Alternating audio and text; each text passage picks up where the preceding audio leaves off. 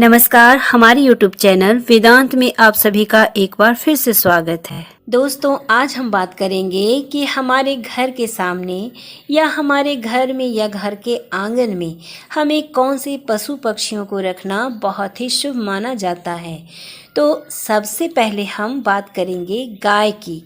गाय को हम लोग माता मानते हैं, ये सब तो जानते हैं दोस्तों, किंतु गाय में बहुत सारे देवी देवताओं का भी वास होता है और गाय की पूजा भी की जाती है।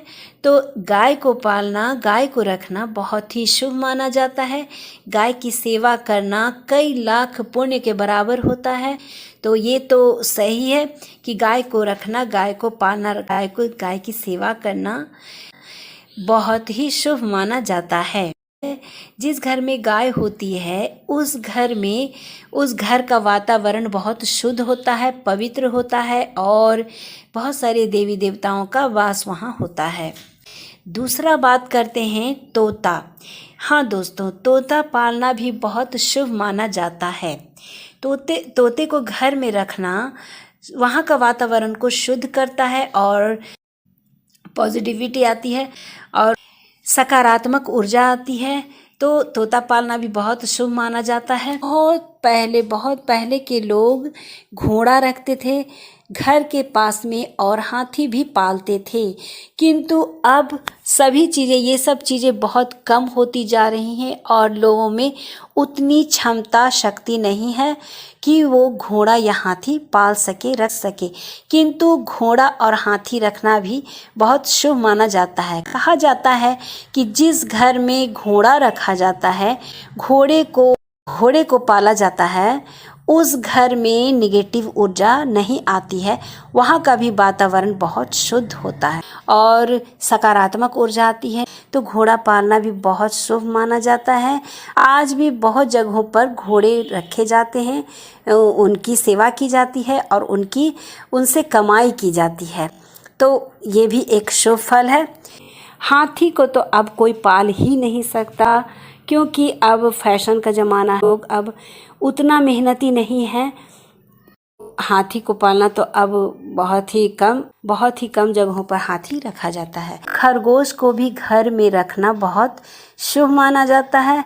घर की शुद्धता बनती है, पवित्रता बनी रहती है घर में, तो खरगोश को पालना चाहिए। खरगोश की सेवा करनी चाहिए, ये भी एक शुभ फल देता है और सकारात्मक ऊर्जा आती है।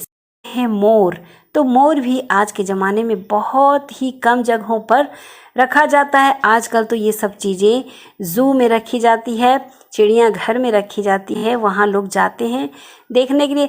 किंतु पर्सनली भी कोई ऐसी जगह है जहाँ लोग रखते हैं और मोर का रखना भी बहुत शुभ माना जाता है। जहाँ पे मोर होता है वहाँ पर सांपों का आगमन नहीं होता है। जहाँ पे घोड़े पाले जाते हैं वहाँ पर भूत प्रेत किसी भी चीज़ का आगमन नहीं हो सकता है, शुद्धता बनी रहती है। और अब बात करते हैं हम कबूतर। कबूतर एक ऐसी चीज़ है दोस्तों, जो कहीं कहीं कबूतरों को पालना बहुत शुभ माना जाता है और कहीं कहीं कबूतरों को पालना अपशगुन माना जाता है। हमारे हिंदू शास्त्र के हिसाब से कबूतर को पालना बहुत अपशगुन माना जाता है और कहीं कहीं शुभ फल भी देता है, लोग शुभ मानते हैं। किंतु हमारे हिंदू शास्त्र में कबूतर को पालना शुभ नहीं माने जाते हैं।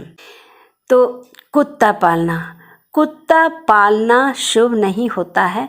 कुत्ते को घर के बाहर बांध के रखना शुभ माना जाता है हर तरफ से, क्योंकि वो हर चीज़ से सुरक्षा करता है कुत्ता।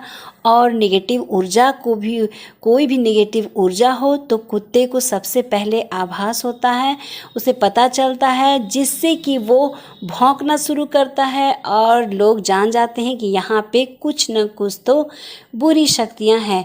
तो कुत्ते को एक श्राप मिला, चाहे वरदान मिला, जो भी कहिए दोस्तों, कुत्ते के पीछे एक कहानी है कि कुत्ते को किसी ने श्राप दिया था। ये तो मैं अच्छे से नहीं जानती, किंतु सुनने के लिए ऐसा है कि कुत्ते को श्राप मिला है कि वो घर के बाहर ही रहेगा, इसलिए कुत्ते को घर के बाहर रखना ही शुभ है, घर के अंदर रखना अशुभ माना जाता है। तो उम्मीद करती हूँ कि आप लोगों को ये वीडियो अच्छी लगी होगी। तो वीडियो को लाइक शेयर कमेंट ज़रूर करिएगा।